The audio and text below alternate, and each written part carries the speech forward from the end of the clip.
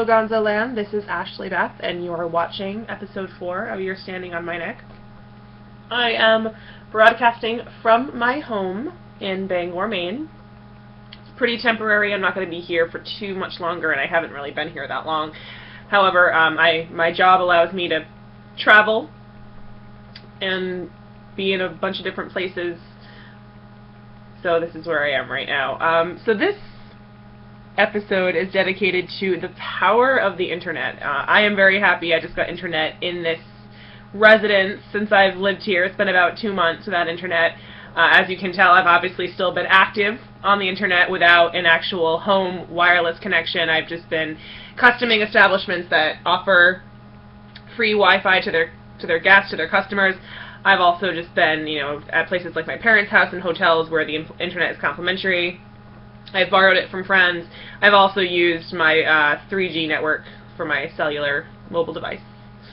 However, the thumb limitations and all that have quickly tired me out. So I'm really glad to be able to type and send things, and it just got me thinking how important the internet is really to our age group and how our generation, I basically told myself I wasn't allowed to say generation anymore because I keep making these references to the struggles of our generation and really haven't gone into them, just kept saying the word generation over and over again. But when you think about it, most people I know at least don't necessarily have a cable TV service from their internet service provider or their local cable provider.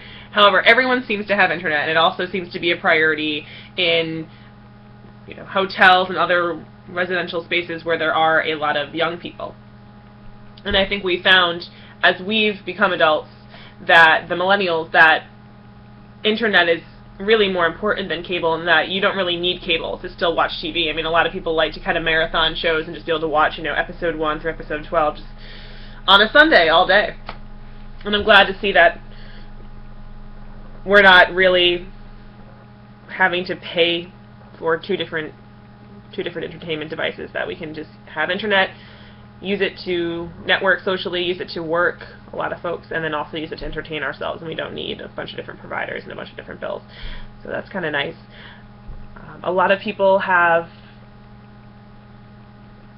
grown their businesses and their followings as artists through the internet.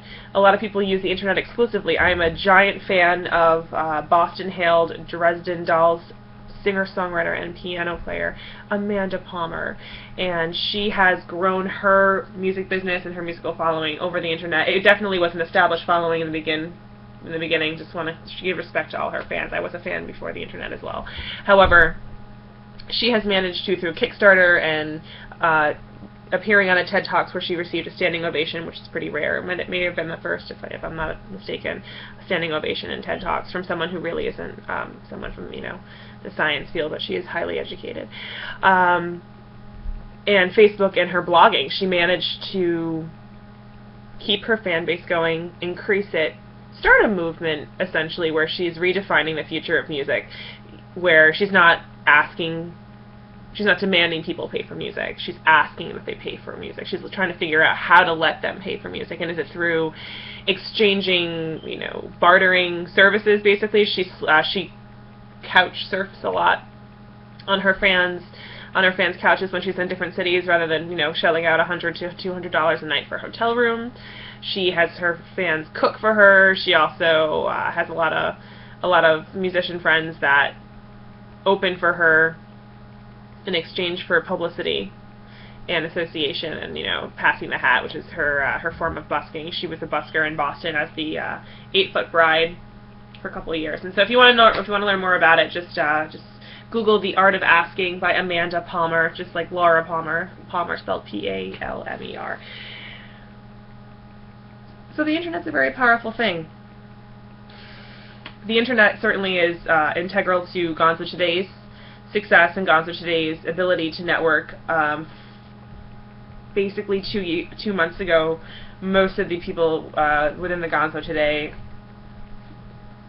staff really didn't know each other face to face, and we all had an opportunity to get to meet each other, those of us who were able to travel from work schedules, at Gonzo Fest 2015 in Louisville, Kentucky, and I think we all fell in love with it.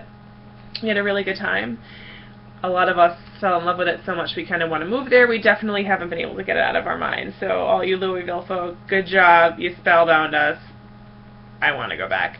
The architecture alone, the brick, the fact that every house seemed to have a porch, no matter how big or small it was, that was great. No matter what neighborhood it was a part of, every house had a porch. Kind of recognizing that the spirit needs a place to sit and be outside, but close to their home and with all the protection of their home, and just observe what's happening in the world around them. I think there's a beautiful connection to the land there, and what beautiful land it is around Louisville, Kentucky, and just even their downtown and their city. It's definitely a cool place to be.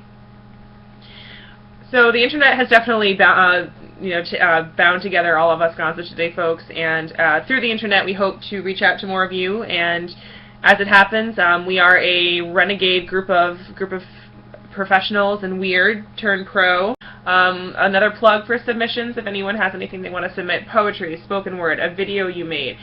Anyway, so this is just a short little update, not too much objective in my Gonzo journalist subjective right now, but this is episode 4 in the books. You're standing on my neck. Who knows where I'm going to be next time? Love you guys.